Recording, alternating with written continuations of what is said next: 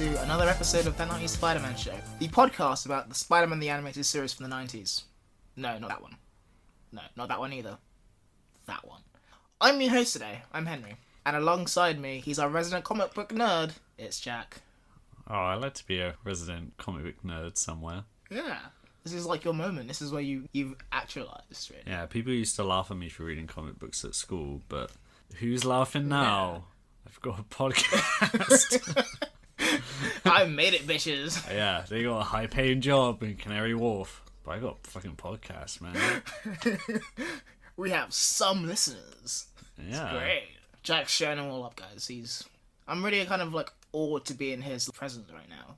And we're going to talk about his favourite thing, and my favourite thing, Spider-Man the Animated Series, specifically episode 11, where we're talking about goblins, but not as you remember them. Goblins with the Hobs. Hobgoblins. Hobgoblins. Hobgoblins, yes. Hobgoblin, isn't that The Rock's character in The Fast and the Furious? Isn't he called Hobbs? That's what you should get to play in the Hobgoblin adaptation for the Hobgoblin. Hobgoblin, yeah. Yeah. Hobbs and Shaw Goblin. Yeah. Get the whole Fast and the Furious guys in there. They're pretty much superheroes at this point. Yeah, basically. Yeah, they're pretty much like their own Avengers team. But that was a great decision they made. Yeah. They were at one point they were we've already done a heist movie with cars. Why don't we do everyone is a superhero now with cars that are also there? Yeah. They all have the shared superpower of driving really well. Yeah. But they also have superhuman strength and healing factors. Yeah. They can defy the laws of physics. Some of them can fly. They're great fighting abilities. Yeah, Dominic Toretto can fly. He can genuinely fly. Yeah. He can catch people and they can headbutt from several meters away. It's great. Yeah, his final special move. His final smash. I want Dominic Toretto in Smash. Yeah, he might as well this one. They still got some DLC to announce, so who knows? Dominic Toretto in Smash. I think the rule is that it has to have been from a game that has been on a Nintendo console at some point. Yeah. And it has been a Fast and Furious game, and it's probably been on the Wii or something. Oh, yeah. So, therefore, it's legit. It's legit. Let's petition for this and then Toretto for Smash. Yeah. That's the hashtag. Get the whole family in there. Yeah, one day. Yeah. Anyway, Hobgoblin is one thing, but the Hobgoblin is another. He's a hob, he's on the job, and he's in this episode of That 90s Spider-Man Show because it's all about the Hobgoblin. So let's begin with the Hobbin. He's right in there at the beginning, actually. He's actually the first thing we see. Do you just call him the Hobbin? The Hobbin. I'm saying let's get to Hobbin. Oh, let's get to Hobbin, okay. Yeah, and Hobbin is the first thing that happens, actually, in this episode. Yeah, straight away we see him. He's inside a warehouse where we see a man drenched in shadow, dressing up in a costume that has a yellow rubber mask, an orange cape and hood, yellow and blue costume, and he grabs a laser gun, gets on his purple goblin glider. Just your regular getting together your work commute thing kind of thing going on. Yeah, and then he flies out of a window that has already been smashed, it looks like. Yeah.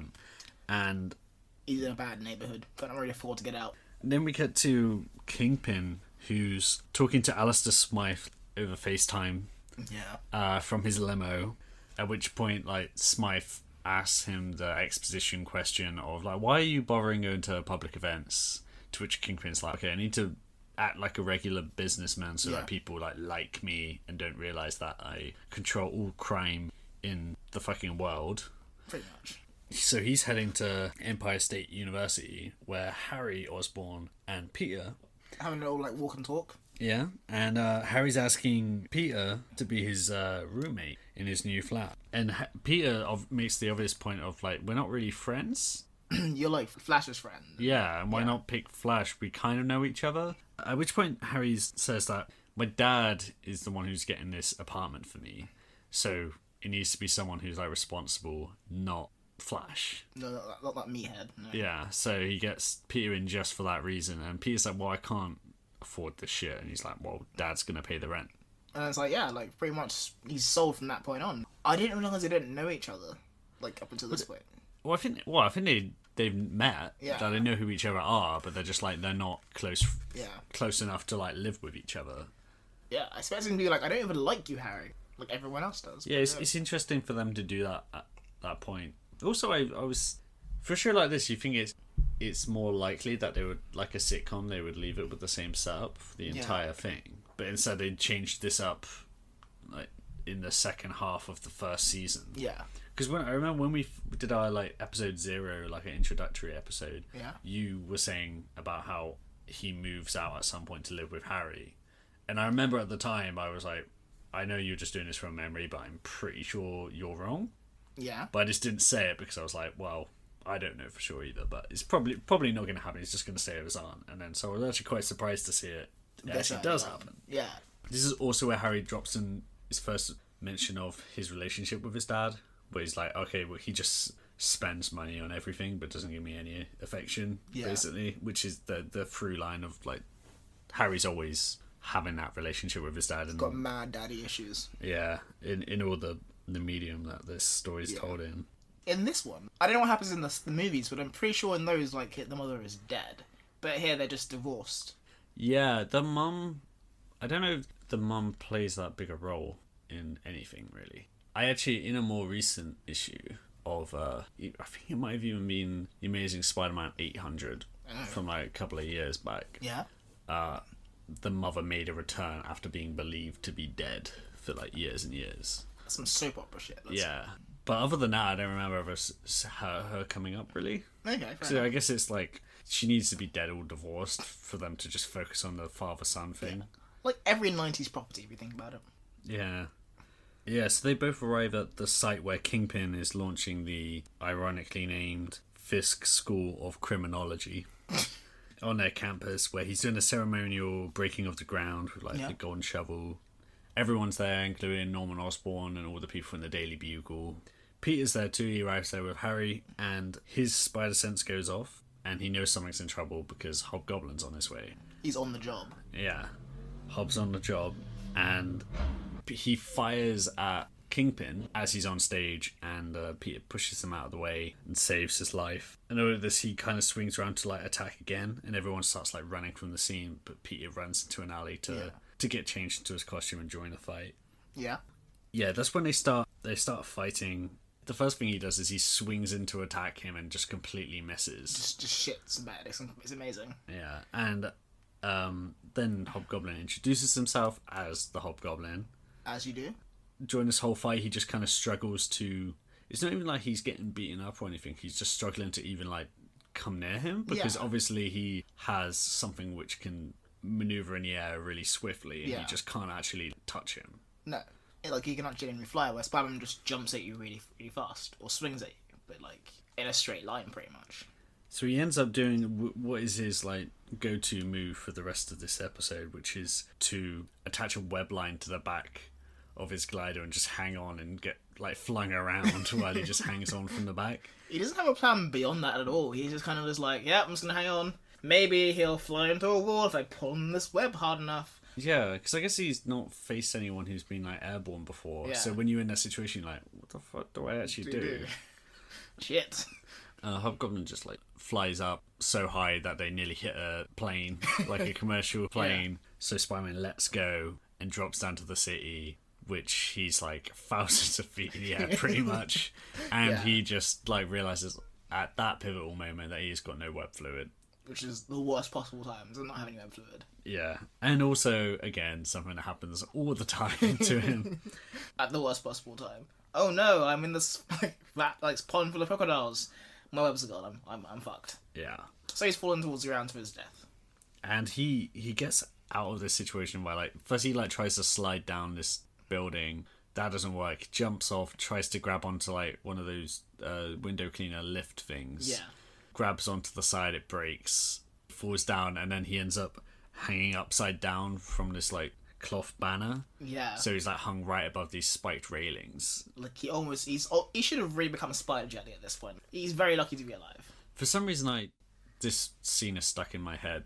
That was one of the key scenes I remember. I don't remember the Hobgoblin bit, but I just always remembered being a kid and him running out of web fluid when he's in the air, and then cut to commercials and then cut back and him landing upside down and being like really scared as a kid watching that.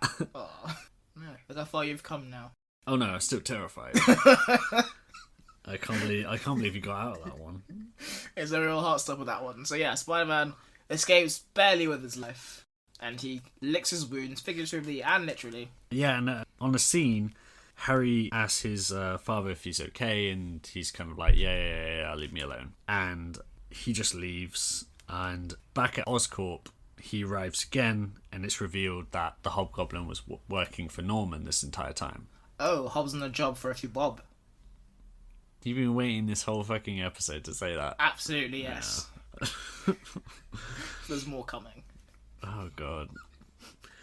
Yeah, it turns out Osborn, tried to get him to kill Kingpin for him. Yeah. I'm still a bit unclear about the relationship between him and Kingpin, because there was that one episode where it was like, you have to capture Spider-Man for me with the Spider Slayers, or I will own your company. And then they fail to catch him, and then they just don't mention it again. Yeah. So I don't really know. And they make a reference this episode to there being a secret alliance between them. But then that's all they really say, so I'm kind of unclear what... He clearly doesn't like Kingpin either way. I think no one likes Kingpin. He's very, just lonely all the time. Yeah, and he's got no Vanessa in this, at least not yet. I mean, I hope he has it for Vanessa, just for, the great hand lines that'll come up. Yeah, maybe that's why he looks so fat. He's been eating, away his sadness. That's muscle, man, that's muscle. But no, that stuff on his chin is not muscle. That's muscle. That's all, 100% muscle. No one has that much muscle on their chin. Muscle. It's like a double chin made of muscle. Yeah. Good God, I mean, that's that neck workout he does. To be fair, the animation in this episode is off the charts, and his head is moving continually. Yeah. Little hummingbirds. Yeah, he's that's the whole thing with Kingpin. It's ridiculous. I listened to I read a comic the other day where he gets hit by a car going at full speed, and he's fine because he's like, oh, thank God I had that much muscle. He's so fucking hench. That can't, he's got 0% body fat. Maybe if you get past a certain percent of body fat, it goes back around. If you hit 100% body fat, then you go Super Saiyan. So really, we should start trying to lose weight and just try and gain weight. Yeah, and then you loop back around. You just become it just kind of carves into muscle, and you become this bodybuilder. Muscle is a flat circle. How always documentaries about these 600-pound people who are on the verge of death, and really all they need to do is eat more. Yeah. They need to be fatter. Yeah, back at Oscorp, Hobgoblin is just blaming the whole thing on Spider-Man, saying, I didn't know he was going to turn up, that changes the whole deal. And says he wants more money despite failing. Yeah. And Osborn, of course, just refuses and then just says, fuck off, give me your shit back, I gave you all this tech, so yeah, just give it all back. And this is where it gets a bit weird, because he then says he knows his secret identity, and he has it all set up so that if anything happens to him, then the secret identity will be revealed to the world. So he can't do anything to him.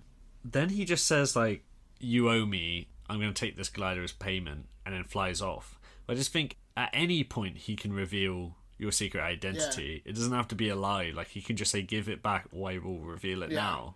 And he just doesn't take that opportunity. It just doesn't occur to him or something. It's confusing as hell.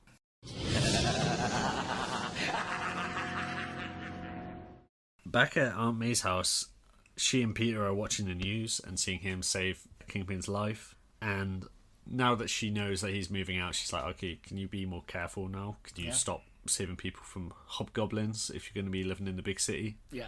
Only regular goblins, Peter. Doesn't trust Harry to have his back.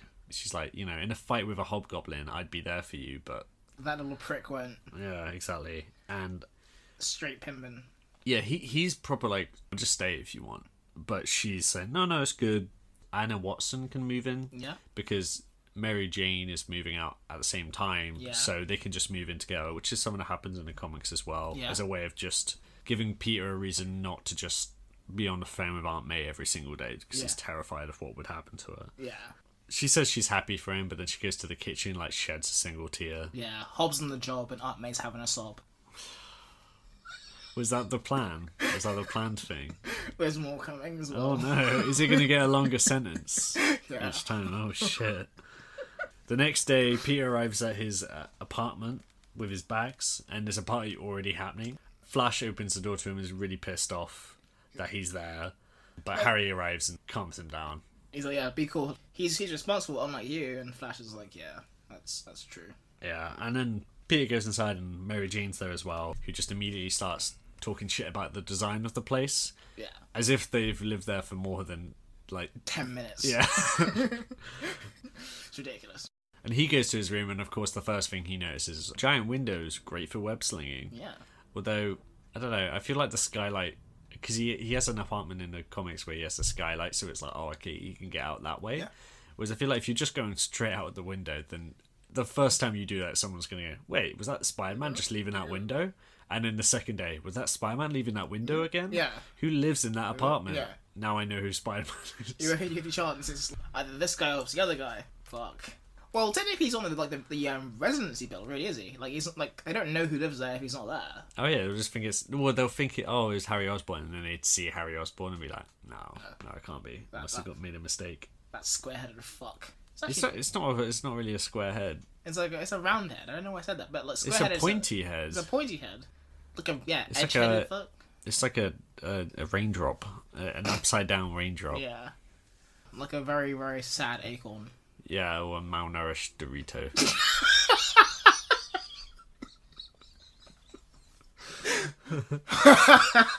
Raindrops keep falling on my head. Meanwhile, Hobgoblin is breaking into Fisk's office, the office of a respectable businessman, but he's thinking there must be something else going on here. He finds a hidden elevator behind a portrait. Yeah. And then he opens this elevator door, and then a giant claw emerges And grabs him. around the waist, pulls him inside. The elevator goes up or down or whatever, Yeah. where they turn up to like Crime Central Yeah.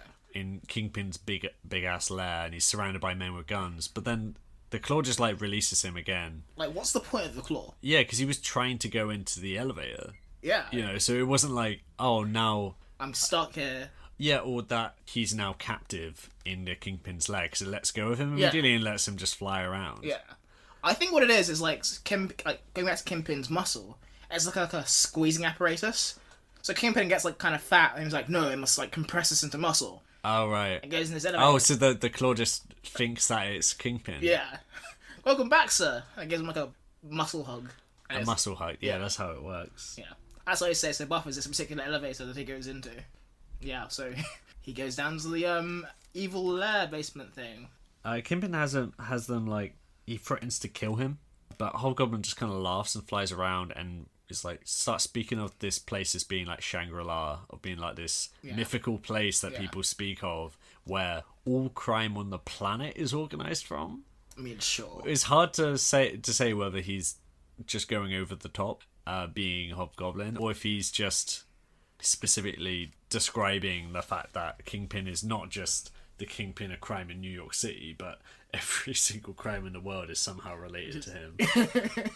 If someone like throws away like chewing gum in the streets, Kingpin was behind it somehow. I guess that would explain why he's got so much time to just fucking try and kill one guy, because he's just like, all crime, that's so much money, and he's just sat on the top of it, and then he just sees a spider guy and he's like, oh, I want to kill him. If he killed him, he'd have like nothing left. He just kind of like just him and all this money and all this muscle, and you can't do anything with it. Like, what's he gonna do? Yeah, go on a weight loss program. There's no point in that now. No, not when it's all muscle. But yeah, got a muscle loss program. Yeah, it's kind of like an existential thing for Kingpin. Actually, like he kind of has to fail, otherwise life loses all meaning. Yeah, that's kind of more of a Thanos thing in the comics. Yeah, because he basically always he wins so many times, but it's never really. It never fills a hole in his heart. He eventually loses, but it's always because subconsciously he wants to lose, and that's a big thing with him, where he's just like, he doesn't actually want to achieve his goals. Got a fear of failure, fear of success. Yeah. He needs to go to therapy, just Thanos. He would have, but like he wiped out half therapists now, and they're much more in demand because everyone else is dead. Yeah. Like imagine how the Snap wants to like destroy the healthcare economy. There's so many people like with mental like trauma. Half is like a psychotherapist to kind of help with people through trauma. Well, just people working in hospitals. But also be half of them. Yeah, dead. People in surgery. Your surgeon's gone. Yeah. Oh, great. Ah, shit. My heart's out. Yeah. Let me just put this back into my chest and someone get me a staple.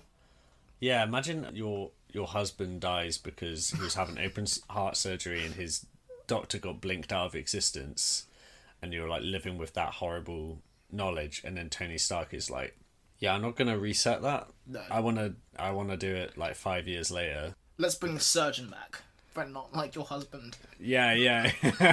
Let's bring the surgeon through the portal to say, I'm so sorry for your loss. But it was all worth it because Tony Stark's daughter's still alive. Yeah. It was very selfless if you think about it. It was actually, it'd be really funny if it was something like, it wasn't even open heart surgery, it was like, he had to get like his tonsils removed or something, and he just died pointlessly. He got snapped at the wrong point. Your husband needed like a tummy tuck, and now he's dead. Anyway, I feel I've got enough target. Slightly. Yeah, going back to Hobgoblin. By the way, Yeah? it's like, I thought you would have known this, Yeah? but you might not know. I don't know. Who do you think? Do you know who voices Hobgoblin? I do not know. I feel like I'm gonna know as soon as you tell me. But... It's Mark Hamill. No way! Yeah, I thought you were like, because I remember I found this out way after I found it out like a year ago or something. And when you actually listen to him after, you're like, that is 100% Mark Hamill, because he's doing like a toned down version of the Joker. Yeah. So because he Mark Hamill voices Joker in Batman the animated series, which started like a few years before this series did, and then of course he later voices him in the games as well. Yeah. Some say he's a definitive Joker. But it's true, isn't it? There really is one nerve center that controls most of the crime on this planet. And this is it! Call off your men, Fisk! What threw me off was that the first shot they get the Hobgoblin, you see the back of his head, and it's a very ethnic looking head. An ethnic looking head. Yeah. It's such a weird... You mean he looked like a black guy? He looked like, yeah, like mixed race at least, or something like that. Like, I don't know, like Damon-Wayans kind of colour. Yeah, I mean, he I can't remember how it goes in this show. He didn't look like a white dude, so I thought maybe like, I don't know, like Vin Diesel or something like that. Wait, what? It looks a bit there, like, it could be Vin Diesel. Vin Diesel's like biracial. But he doesn't like look black. True. Maybe Dwayne The Rock Johnson. Do you think Damon-Wayans and Vin Diesel look the same? Like, they're both bald, right? Oh, I guess you actually are colorblind. Yeah. You're the only person who says that and actually is telling the truth. Yeah. Genuinely colorblind. I don't see color. Yeah, you failed the Vin Diesel Damon-Wayans test. Yeah. Like, after this episode is done recording, Chris Rock is going to come over and take my black card. Oh, yeah.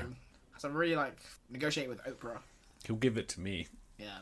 A changing of the guard. That as the ultimate insult to you. Yeah. Just like, fuck you, Henry. Now he's black and you're not. Anyway, apart from my exile from the black community, what's next? Before he's killed, Hobgoblin says, I can tell you who hired me if you let me live. Yeah. And when he's asked why he wants to like share this knowledge with him and double cross his employer, he's just like, oh, I want to be the Kingpin one day. Yeah. To which Kingpin proper belly laughs and he fucking loves it. I think he's like, it's on the one hand he's like, I guess laughing because he's like, that's ridiculous, you never will be. This motherfucker's crazy, yeah. But he's also like, fucking loves him. Meanwhile, Smythe is like scowling through the entire scene because he fucking hates him. Smythe is jealous. Yeah, but like, I don't know what's going on with Smythe because he made this alliance to kill Spider-Man back in the day, and he's like, oh, if you help me kill Spider-Man and you get your own lab.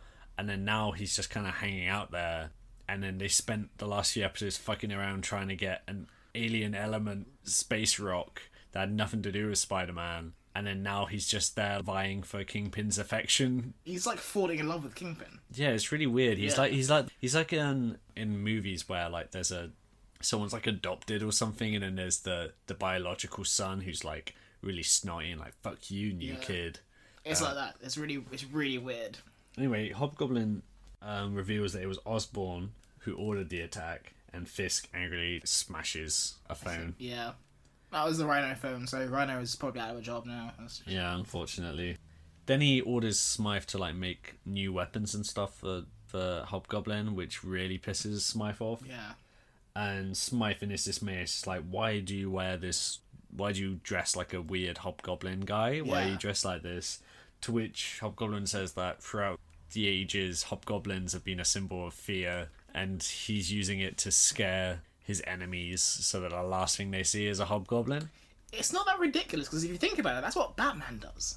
Yeah, but I guess a Hobgoblin is scarier than a bat. It's like, it's very specific phobia. Yeah. But Like, it's more effective than Batman. I think hobgoblins are meant to be more like mischievous pranksters than like actually like terrifying things. Yeah. So they're like asshole elves, asshole gnomes. Yeah. Well, gnomes are probably bigger. No, smaller, sorry. Like a very I large... think hobgoblins aren't that big. I think they're small things. Are they small things? Wait, I'm gonna look up. How big are hobgoblins? Is he like size accurate as a goblin?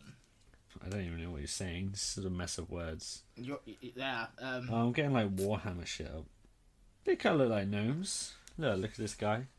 Oh, look, yeah, he's devious. Look at that. I wouldn't give that guy a glider. Look at this one. What's he doing to that sock? It's great for a podcast. This guy just looks like a bat. Well, that might be like the inspiration for Batman. Oh, it says common hob. That's a common hob. Yeah, that's what I think of when I think of a hobgoblin. Yeah. Just like a little naked dude with razor hair. Anyway.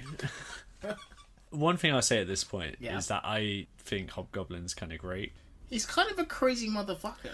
He's a very specific level of crazy. Yeah. Where he's not full out like insane doing random shit. He's like a criminal, but he's having fun with it. He's having fun with it, and he's just doing stupid, goofy shit. But it's like he's not actually insane. It's just he's kind of like crazy like a fuck. He's like a chaotic, neutral kind of character. Yeah, it's just you can tell he's got a plan for everything. He's got a very rational plan that he's doing in an irrational way. And the craziest way he can possibly do his plan, but he has a plan.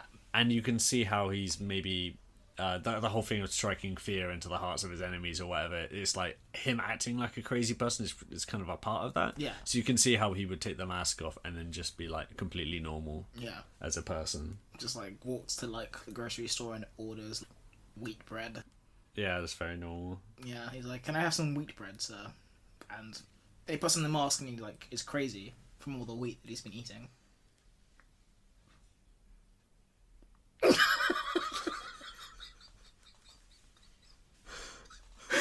Thriller, that's it. He loves his wheat.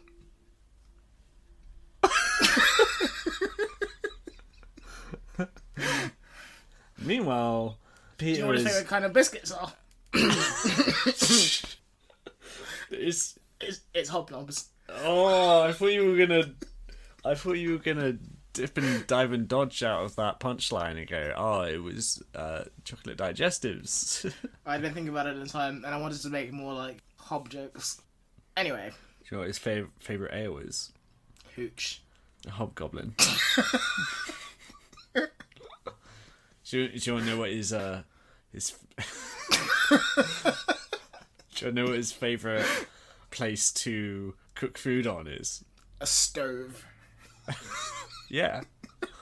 Do you know what his favorite Fast and Furious upcoming spin-off movie is? Hobbs and Shaw. Do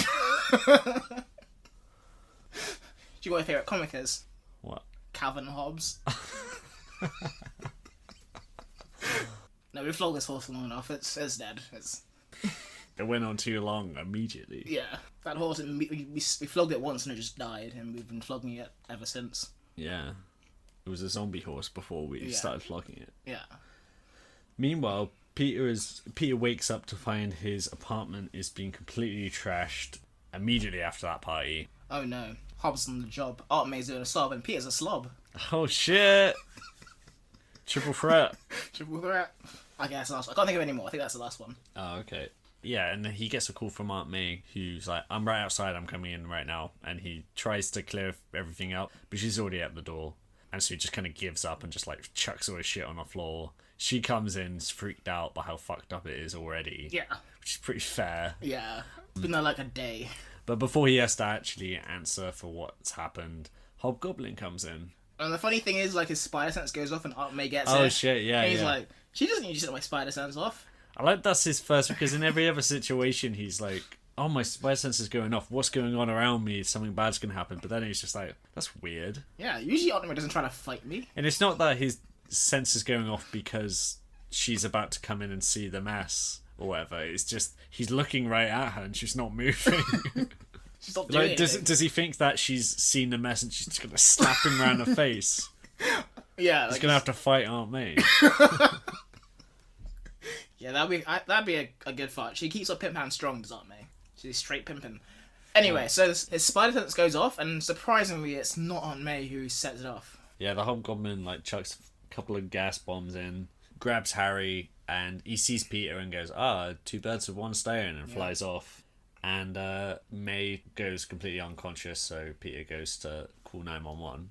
Interesting fact, this is where I learned the phrase two birds with one stone. Really? I don't know why I remember this, but I remember being a kid and not knowing what he meant, and then asking a responsible adult. As you should always do. You hear things you don't know what they mean. Yeah, when a hobgoblin tells you something, ask a parent whether it's correct first. Yeah. Yeah. Don't follow the Side note. hobgoblin into like any kind of weird place you don't know before. Hobgoblin danger. It's a real thing, and we should all be very aware of it. That's funny. Aunt May never set off my spider sense before. Back in the hospital, Peter is talking to the doctor, who tells him that May had a seizure from the shot, and she just needs time to recover. Yeah. And then he immediately goes down the guilt rabbit hole and just like starts freaking out about like, oh, my Uncle Ben's dead, now my Aunt May's dead, and it's all my fault. Which is funny because like he doesn't actually do anything wrong. No, I guess he shouldn't have saved Fisk. He should have let that guy die. But then he would have guilt tripped himself for the rest of his life over that. Yeah. Even though that would have been better for the world. Yeah, like instantly the world would be better. He doesn't know that, but like, yeah. All crime on Earth will stop when this one guy dies. Yeah, it's like Ares in Wonder Woman. It's like he's got the power to make people do not crime. want to do war anymore. Yeah, he's literally got the superpower of crime. Yeah. Crime wave. He's his a god of crime. Yeah, he just waves his hand. It's like crime wave attack. Which is a great power. Anyway, he's in the hospital. Yeah, so he feels bad about it. Peter Parker feels bad. What a shock. Meanwhile, Hobgoblin's heading back to Crime Central with Harry in tow, who's just carrying on his back with his eyes covered. Yeah. And they go back to the secret lair, which just so happens to be the Chrysler building with a giant drawbridge in the front of it that no one notices. I feel like someone would have had to have noticed that at some point. Like... Yeah, and even if they were like, oh, okay, that's weird that he has a massive drawbridge at the top of this skyscraper, they're like, isn't that the guy who, like, was throwing bombs around, like, the other day? He tried to kill him, like, a day ago. And he's carrying, like in a later scene as well, they say that there's no leads in this case, and the police are just failing to see the Hobgoblin flying around carrying a screaming red-headed child back to base. Maybe that's a common thing in this like version in New York. It's just like little red-headed children get like kidnapped and like taken away. They have like a real changeling problem in New York, maybe. Yeah, I mean they're just not trying. When the police aren't really doing anything. Yeah, there's not really been like much police influence at all. Anyway, so the Hobgoblin flies into the Chrysler building. Yeah, well, into it, not like into it. And then he throws Harry into this glass cage thing and tells him that obviously he says, why are you kidnapping? And he's like, your dad's loaded, obviously. We're doing this for the money. Yeah. Smythe again says like, oh, we can't trust this guy. But Kingpin's like, no, he reminds me of myself at a young age. Which is why you definitely shouldn't trust him. Yeah, also... what the fuck was Kingpin like when he was younger? Yeah. Like, was he cackling and running around and like on a goblin glider? Like, how is this possibly relatable? I don't know. Like, is it just because he's like, oh, I remember when I said I want to be the Kingpin of Crime? Is that the only similarity they have? Is that they both want to be Kingpin? I guess. Yeah. But then he's like, okay, well, I want to like train this guy as my protege. To be the next Kingpin. He just turns... It's weird because Smythe hates him so much for no reason, but then Kingpin loves him so much for some reason. Yeah. It's really weird. There's a weird kind of like love and hate relationship going on, which doesn't make any sense. But then he quickly switches that around because then Hobgoblin wants his money, and he's like, well, I'm not paying you yet. You're just going to get paid when I decide to get paid. Like the ultimate freelancer, like... Yeah, exactly. Yeah, it's just like clients don't like... He's like, oh, we don't pay until the end of the month. Yeah. And then Hobgoblin comes back and he's like, oh no, we meant the end of next month. Sorry, we didn't process your thing. It takes a month to go through, and then it's the end of that month. And then another month goes by, and he's like, oh, sorry, we sent your check to Rhino. We just assumed it was Rhino. That you guys look really similar. Yeah, they got very similar aesthetics, and really, that's why you just send invoices to all the people you kind of hire on contracts. Yeah, if there's one thing to learn from this episode, it's that. Yeah, really bad like freelancing practices. Hobgoblin. Hobgoblin's really hard to say. Hobgoblin. It's the hobgob thing. Yeah, it's not the Lin. No, then it's an easy spot. You see, you're not meant to have a B and a G next to each other. I guess no, you know. Unless there's an F in between it. Then that's fine. Or an I. What, like Tom Hanks? Like Notorious B.I.G. Oh, right, yeah. Also Tom Hanks. Not Tom Hanks, literally like the movie Big by Tom Hanks. The novel Big, Written by Tom Hanks. starring the Notorious B.I.G. as Hobgoblin. I am pleased, Hobgoblin. Very pleased. Kingpin then rings Norman and tells him that Hobgoblin works for him now. He knows he betrayed him, and he has to now trade all his inventions for the life of his son, which is a good setup in a way, because they've already addressed the fact that Harry's saying about how his dad only cares about his money, His inventions and stuff like that. yeah, and he just shows very little actual care towards him as a parent. Yeah. So putting him in this situation is Interesting. yeah. Like, Hobbs on the job, Aunt May's doing a sob, Peter is a slob, and Nolan Northman's a bit of a knob. I had one more. Yeah, you can. I want you to do another one now as well. At the hospital, Mary Jane visits May and sees Peter, says there's no leads in the crime, and Peter starts thinking that he just assumed that it was revenge on him for saving Fisk. Yeah. But then he thinks about it and it's like, Harry got kidnapped. Maybe that may be related to why he said two birds with one stone. So it took him a little while, but he's like, I think he might have stolen Harry. Yeah. Like Peter hasn't seen Harry since then. It just occurred to him maybe he got kidnapped. He's not too smart at the uptake with the old idioms thing. Like, he's a science major, not an English lit major. Hobgoblin returns to Oscorp, where Osborn immediately starts threatening him with a gun. But then Hobgoblin then double crosses and says, "Oh no, we should work together." So he starts formulating a plan. Like, "Oh no, I'm doing all this to fuck over Kingpin now." Yeah. But there's a little drone, one of Alistair's spider drones from way back at the start of the show. Yeah, Alistair didn't believe the Hobgoblin for a second. Yeah. Meanwhile, Peter goes to visit Norman, following all this, thinking, "Okay, I need to warn him." I don't know why he's going there. I know that your son got kidnapped. I don't know what he's gonna say. Yeah. But he goes there as Peter Parker, and he's just yelling at the guy at the front of these gigantic gates. He's yelling at the security guard, going, "I'm the roommate of the son of the guy who owns this place." And the guy's like, "I don't give a fuck." Yeah, get the fuck out of it. You've got to let me see Mr. Osborn. I'm his son's roommate. Meanwhile, inside, Hobgoblin's asking for more weapons that Osborn eventually relents, "Oh, okay, I've got all this cool shit." Yeah. And reveals an even bigger and better glider that his little glider slots into. Yeah.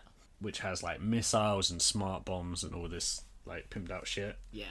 Pimp my glider kind of thing. Peter then decides to just fuck it and just climbs up the wall. He jumps the wall, pretty much. Yeah, but then I guess that security guard just wasn't watching. He's just really bad after at he his just job. shouts "Hey, I'm over here," and then just runs over the wall in his civilian clothes. Yeah. Just runs into this complex. This is what they're trained to stop. And he runs in and eventually gets inside and he hears Hobgoblin's voice and then goes, "Oh, okay, I know that guy." So he changes into his costume and smashes through the door to stop him. Yeah. At which point Hobgoblin's like, "Well, this is a pretty perfect opportunity to test out this shit and just fight Spider-Man." And oh yeah, another thing to mention is that this new glider also is remote controlled. Oh yeah. So during a fight, there's lots of moments where he can kind of split off and use one glider while the other one flies around and attacks him remotely. Yeah. And this whole sequence I thought was really good. It's really great, yeah. The action's really good, and you can, I don't know, the geography of it's really well defined, the choreography, and he does seem like a major threat, and Spider-Man's actually getting his ass kind of handed to him. A little bit. He's getting nowhere near him again, and obviously this new glider is faster, it's better, it's harder, it's stronger, and yeah, it's pretty formidable. And he hasn't really updated his tactics from web up to the glider and followed it around. Have any kind of strategy at all going into this. Yeah, and eventually one of the gliders is just flies straight into him. He's kind of holding onto the front when Hobgoblin reattaches himself to it. Yeah. and he's proper on his last legs now. He jumps off in through a window of this building. Yeah. And as immediately those like smart rocket things follow him in like a second later and blow up. Yeah. And obviously we don't see what's inside, but the Hobgoblin laughs, and it's the end of the episode. Yeah.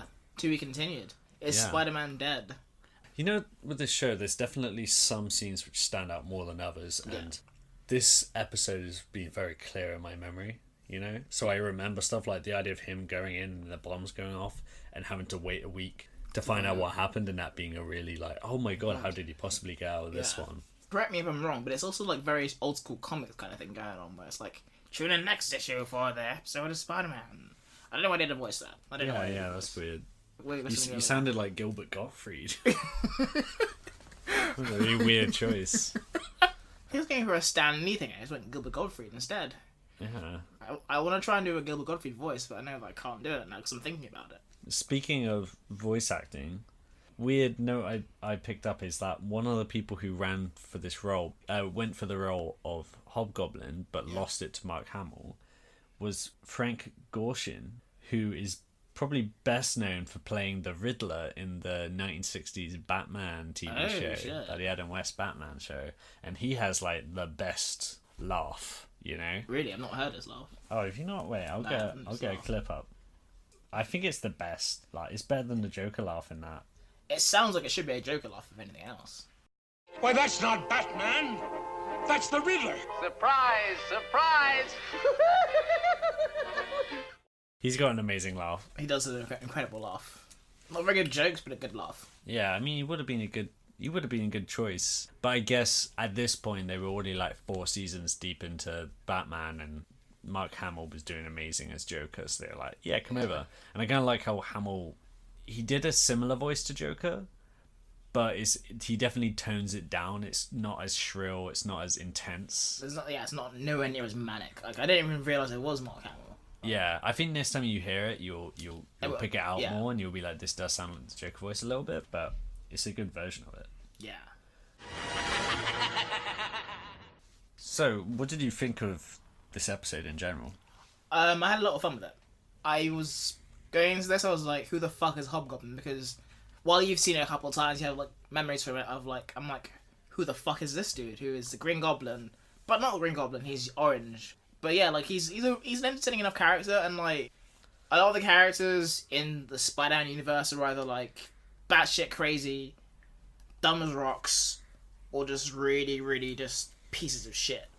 But it's like a really weird, like kind of like a Joker really of the Spider-Man universe, in the sense that like he has this whole thing going for himself, but like he's just fucking with everybody in a very nefarious way, and you don't really know what he's gonna do next. He's a very specific kind of crazy, which I think this show has done quite well so far in terms of like, I remember talking about Alistair Smythe back in episode 3, yeah, Return of the Spider Slayers or whatever. He is a specific type of crazy where he was a guy pushed over the edge or whatever, whereas like Hobgoblin is kind of, like we said, his methods are crazy and his attitude is crazy, but he seems kind of like sane, and also like I don't know, just like out there for himself and trying to use people against each other. Yeah. Like he's a puppet master, I guess. He's the method to his madness. Yeah.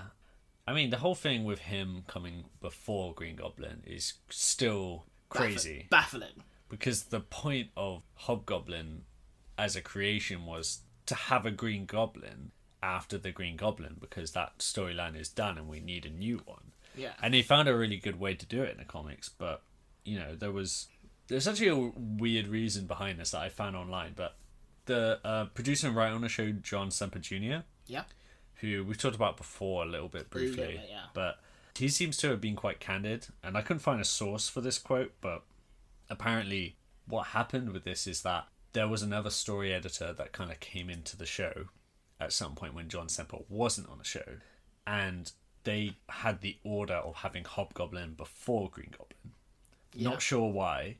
John Semper came back and was like, no, this needs to change. Switched them around. But then fucking Avi Arad. Oh, shit. Yeah, who's, you know, involved in like the toy business, the Sony shit, all that stuff. All the stuff we love about Spider-Man. Yeah, well, and also a lot of the fucking awful decisions made about Spider-Man with Spider-Man 3 and The Amazing Spider-Man 1 and 2. So everything you love about the Spider-Man series is Avi Arad's fault. Yeah, I mean, there's a lot of people with that opinion out there, but apparently he came in, he says, you can't switch up the order again, because we've already started making Hobgoblin toys. Like, we have this deal with Toy Biz, and we're making this stuff, and he's got to be in this season. Why would kids want Hobgoblin toys? See, okay, this comes in there, but here's the quote from John Semper. I had to do the Hobgoblin first, or else Avi would have lost millions of dollars on useless Hobgoblin toys that no kid wanted. Even with our 2-part episode, nobody really liked the character that much. Then he later added, I am proud of how I made the Hobgoblin and his goblin technology naturally segue into the origin of the Green Goblin, which of course will be way later. Yeah. Segue into the origin of the Green Goblin by having Norman Osborn be the one who made the technology in the first place. That made it all seem rather neutral and less idiotic. Because it's kind of insane. I fucking love this guy. He's so candid. It's great. But you think that it's such a natural evolution of the character is that Hobgoblin would come second. So the idea of just finding someone has made that change and you can't go back on it must be really frustrating. Yeah. It'd be like if, I don't know, like... I'm trying to think of... Yeah, I can't think of a good analogy for it, but it's... Carnage before Venom. Yeah. Or, like, you have, like, Venom, and then you have, like, him turning back into Eddie Brock for no reason. And it's him, like, getting pissed off. That's no, fine. it would be like having anti-Venom. Yeah. And then... Or, like, Flash Thompson as Venom. Yeah. Which happens in the comics at some point. Yeah. And then later on, Eddie Brock gets the symbiote or something. It's just, like, a weird way to do it. Yeah. But... I think that the fact that they make it Norman Osborn's technology kind of makes it work, and then it sounds plausible, yeah. And then that's why it kind of makes sense as like I always just thought it was a choice, you know, like we're doing a different version of this character. This is the way we want to adapt it, rather than just a stupid toy thing. Yeah.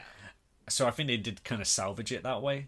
It made the best of a bad situation for sure. And we'll see how it goes, but the way that all this is tied in with Osborn, not just the technology, but Harry being taken away, the involvement with Kingpin and everything, can presumably lead down to Norman Osborn going fucking crazy later on. Gets pushed over the edge like most Spider-Man villains. Yeah. Another source said that one of the salvaging things was that, okay, we got these Hobgoblin toys, and Semple was like, okay, well, then we'll make Hobgoblin will be Norman Osborn.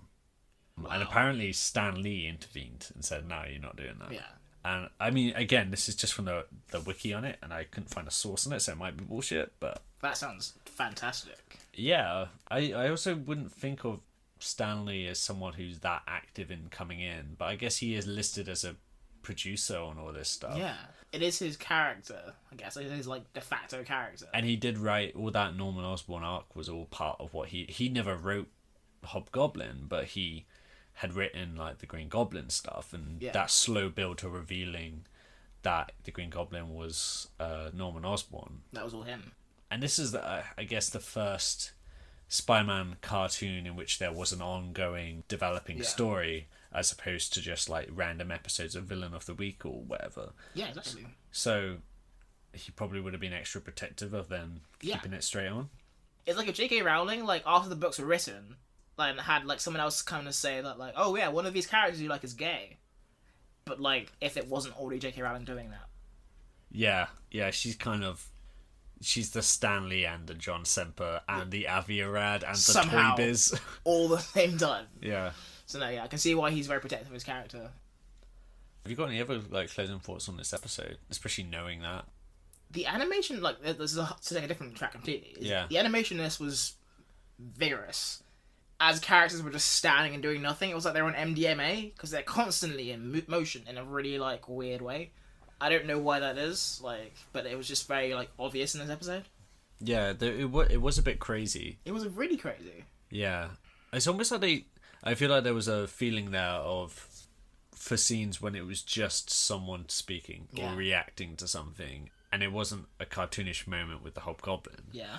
They felt like they needed to spruce it up and just like make people's facial expressions go a bit crazy and then move their heads around a lot. Yeah. It seems a bit unnecessary, but I guess they needed variety because it had a lot of surprising amount of talking scenes in this, despite the fact it started with action. Yeah.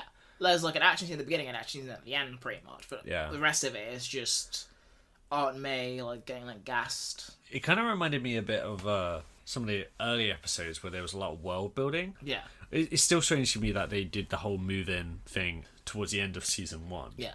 Because it feels like now they're just like setting up. They've already introduced these characters, but they're just like setting up a change Yeah. and trying to do the status quo with that. I feel like that kind of points like more in season 2 of like the Green Goblin and all that kind of stuff. We'll see, but like I think that's what it's kind of being set up for.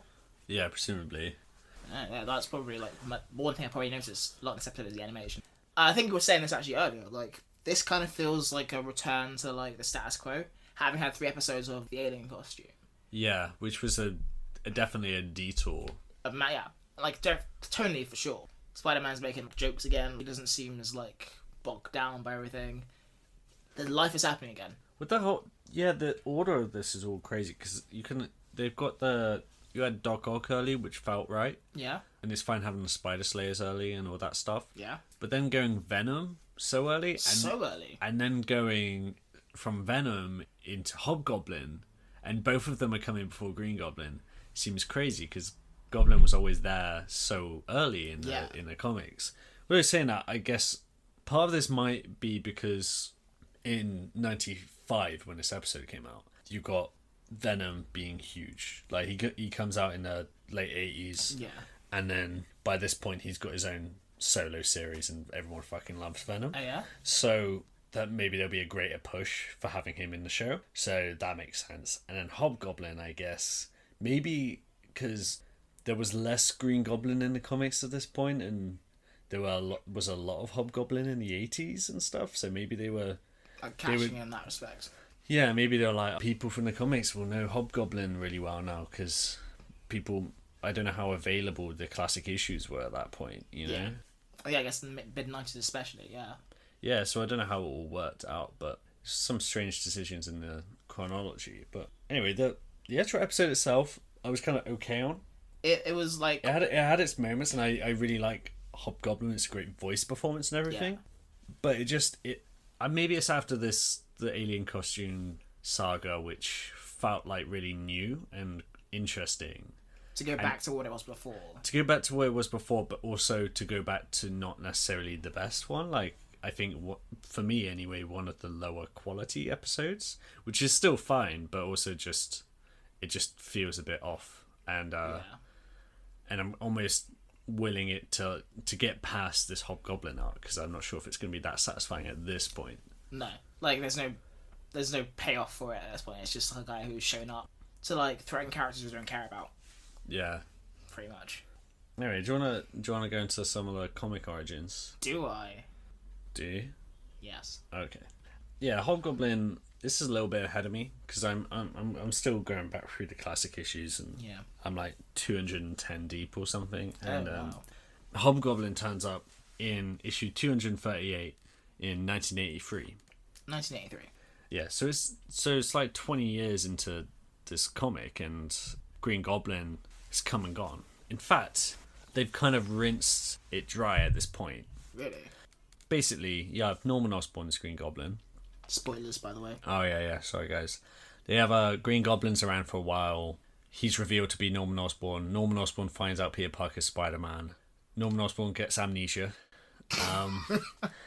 Then he's fine for a while. Then he goes a bit nuts and his memory's triggered. He goes back into Goblin mode. He kidnaps Gwen Stacy. He kills Gwen Stacy. He tries to kill Spider-Man with the glider. Misses, hits himself, dies. Spider-Man leaves the scene. Harry Osborn finds his father's body, takes the costume off, so everyone just thinks Spider-Man murdered, or the Green Goblin murdered Norman Osborn in their fight. Yeah. Harry goes crazy. As you would. Harry becomes the Green Goblin. Not as you would. Yeah, he goes a bit nutty. There's just a lot of reasons for that, but he goes crazy. He becomes a Green Goblin. He knows Peter Parker's Spider-Man. He takes him on. He gets basically taken to like a mental institute afterwards, and no one believes him when he says Peter Parker is Spider-Man. Yeah. He recovers from that, and he represses all the Goblin stuff, and he gets a psychiatrist. Yeah. called Bart Hamilton. Then there's this whole thing of Green Goblin comes back, because even though Harry Osborn's meant to be like sane now and he's back in the world and he seems fine with Peter and everything, he's going to this psychiatrist Bart Hamilton, everything's fine. But then the Green Goblin comes back and you just see lots of scenes of Green Goblin with a prisoner who's got a bag over his head and just saying like, you know, Bart Hamilton is he's gone from the world, he's going to be dead soon and all this stuff. The way they play this whole thing is to make it seem like Harry has relapsed and he's taken Bart Hamilton hostage, and there's loads of fights between Spider-Man and Green Goblin where it seems like where Spider-Man's talking to him as Harry. Yeah. And eventually, like, he's like, "What the fuck are you calling me, Harry?" And Peter fights him and unmasks him and reveals it's Bart Hamilton. Oh shit! It's the psychiatrist, and it turns out basically the psychiatrist did the whole sort of hypnotherapy on Harry, found out everything about the Green Goblin, decided he wanted that power for himself. Wow. And he found out where all the supplies were, became Green Goblin, tried to take over crime in New York. Yeah. Took Harry hostage so that he wouldn't tell anyone about it. Yeah. Harry ends up putting on his own goblin suit to take down the other goblin. Yeah, so the two goblins fight, and Bart Hamilton, I think he's killed. I can't remember who he blows up himself up. As you do. Yeah, something happens there, but then Harry's back to normal basically. So there's already been 3 goblins at this point. Yeah. They've had the father dies, the son does it and recovers. There's the twist of it being the other guy, and he's gone. They can't really do like a 4th Green Goblin. Yeah, you've had like the father, the son, and the holy psychiatrist at this point. It's done. Yeah, the Holy Trinity of goblins. Yeah, basically now it's 1983. We haven't had a goblin for a couple of years. Yeah. We want a goblin. Goblin. Everyone loves that goblin. We want a goblin. Yeah. People are rioting in the streets for lack of goblins. Yeah, and they were like, how do we bring a goblin back that isn't a green goblin? Yeah. What other type of goblins are there? Don't be a goblin snob. So they brought the Hob back into Hobgoblin. They added the Hob into Goblin to make a Hobgoblin. And, I don't know what the fuck I'm talking about. That's correct. Yeah, basically, in this issue, you got police chase these bank robbers. Yeah. They zoom out of an alley, almost hit Aunt May. Peter's walking with her, he's pissed off, so he changes into Spider-Man, chases after them. He gets super mad, like, makes them crash his car, chases this one guy. The robber, has a smoke bomb and just throws it down. And when the smoke fades, he realizes this guy's jumped down a manhole into the sewers. Okay. He goes to follow him, but the guy's disappeared. So he calls it a day. Turns out this guy, when he was in the sewers, he stumbles upon a secret door. As you do. And behind the door are turtles, right? Yeah, yeah. And that's the end of the issue. Yeah. No, but he... Turns out this secret door is because where their car crashed... Yeah. Was outside an Oscorp warehouse. This secret door leads to this old Green Goblin hideout, which is just still full of costumes and gliders and bombs and all this stuff. All that good shit, yeah. Yeah. Peter finds out that this chase ended at the warehouse. Yeah. But meanwhile, the guy that we've seen, he's called Georgie, by the way. This criminal. Okay, he's called Georgie. Yeah, I don't think he comes up again. Just a guy called Georgie. Just a guy called Georgie hanging out in the sewers. Yeah. And Georgie in the sewers. He returns to the hideout and he's there with someone else now. And he's like, here's my tip. I found all this stuff. Look at all this shit. And this shadowy figure is not, you never see him. But he's like, okay, well, this is all the Green Goblin stuff. And finds all these journals that have instructions and descriptions of how, basically finds out that Norman Osborn was the Green Goblin. Yeah. Which isn't public knowledge, at this point anyway. Everyone thinks the Green Goblin and killed Norman Osborn. Yeah, and then just disappeared. Well, at that point they should probably put 2 and 2 together, really. Yeah. They then swipe the whole place clean. They take everything from there. Peter is with Robbie at the time, and they overhear on the police report that there's been a fire at an Osborn warehouse. They turn up and it's the same warehouse, and whole place is torched. But when Peter goes inside, he finds that there was a secret room that has nothing in it. But it was a room that wasn't on the layout, so it shouldn't have been there. They say it was a deliberate fire. And he also like sees a rack, and he's like, I've seen something like this before from another Green Goblin hideout where we had a fight in. Yeah. So I know that, right? That's an Osborn rack. Yeah. They've got good racks of Osborns. Yeah, meanwhile, this van pulls up in the Bronx after dropping the equipment off. Yeah. Georgie and this shadowy figure. The shadowy figure gets out. It? Because he's in the sewers. Georgie in the sewers. It? No? Yeah, yeah. I was trying to lean in that earlier, but I couldn't think of a joke, and then you missed it. I was thinking about it all the way through like this Oh, story. okay, I was right. kind of like, fuck, I'm missing an opportunity, and then I took my opportunity now. The joke died like 10 minutes ago, but it's Yeah, great. yeah. I still made the joke. People made it at home already. Yeah. He floated too. Anyway.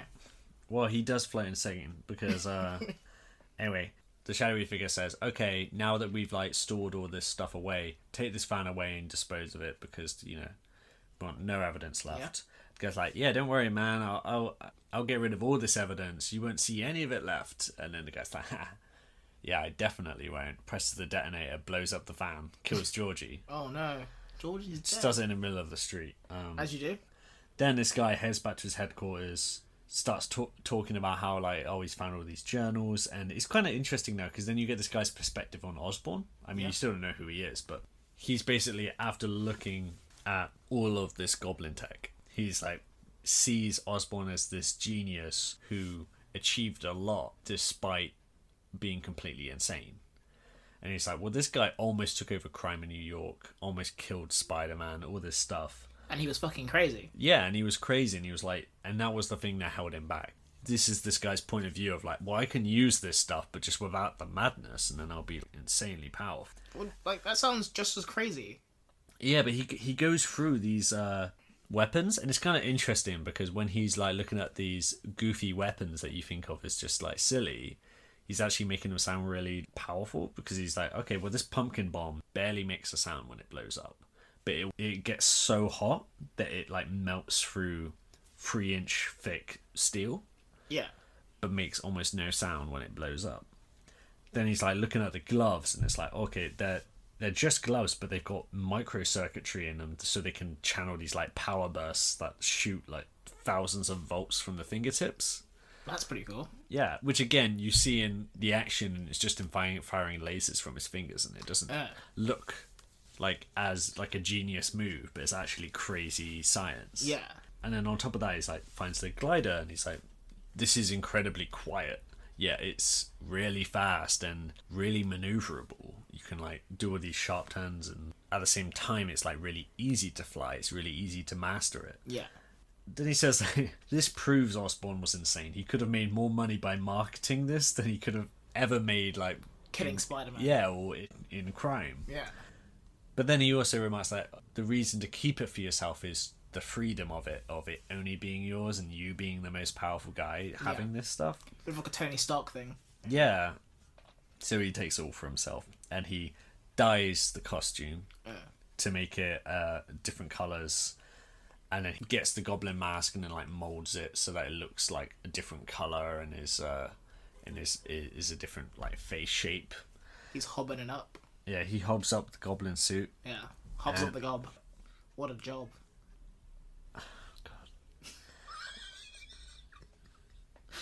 Yeah, and he also talks about how he can see how Norman's identity could have been warped by having a separate identity, because it's like based on a compulsion to escape the restraints of society. And he's like, I get that, but the trick is to control that compulsion rather than let that compulsion control you. Yeah. So he's basically like, I'm gonna do the exact same shit as Green Goblin, but I'm like gonna be rational, and I'm gonna like try and control myself a little bit more. Yeah. And basically this whole issue is just the lead up to him putting on that costume and being like, yo, I'm the Hobgoblin, this is what I look like.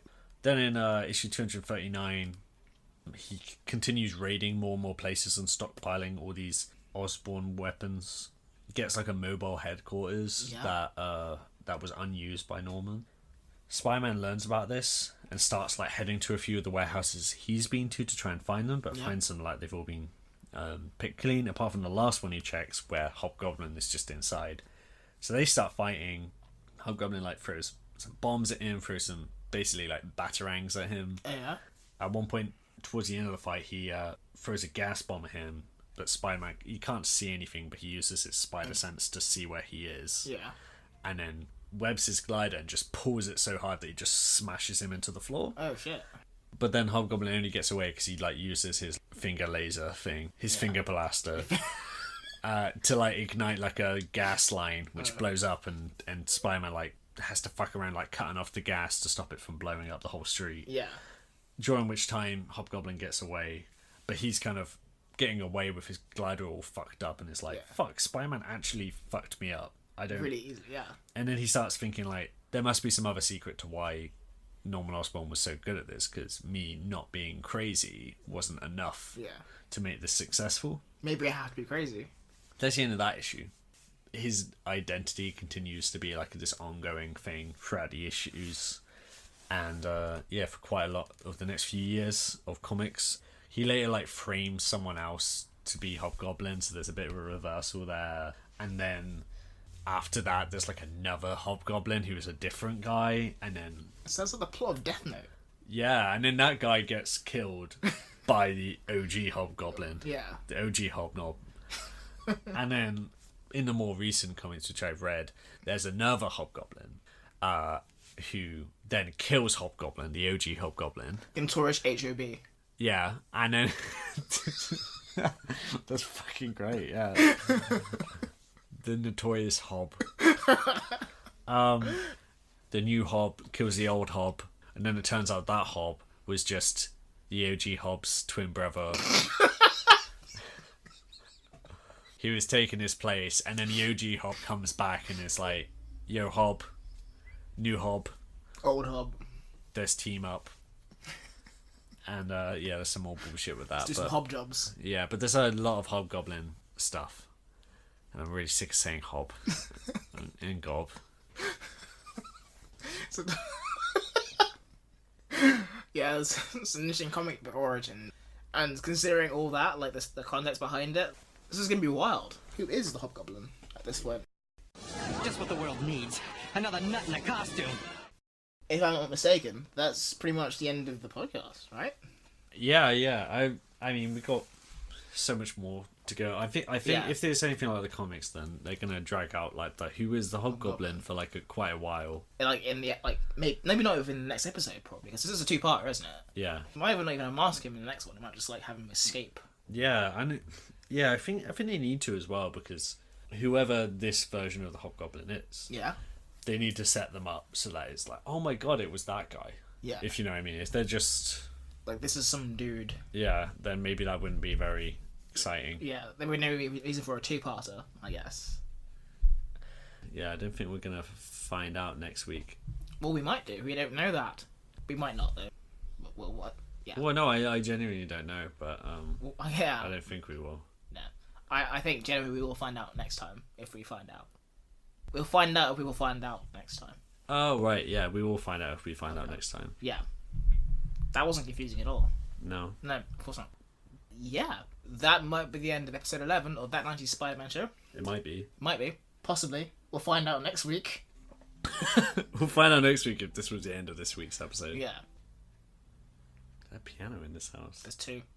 What? Yeah. Okay. Anyway. Well, that's a good time to end then. Yeah. We'll get played off to the piano.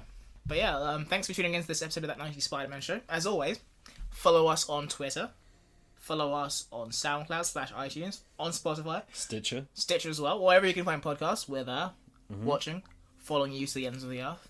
Check out the episode notes on the WordPress we got. Absolutely. All the stuff in the description, basically. Yeah. And if you missed our episode on the MCU ranking, yeah, sure, check that out as well. Got a whole load of things going on. It's great. But yeah, that's the end of our podcast. And remember, Hobbs on the job, Peter's a bit of a snob, Aunt May's having a sob, and Mary Jane's a bit of a fashion snob. Thanks for tuning in. Go about your lives now.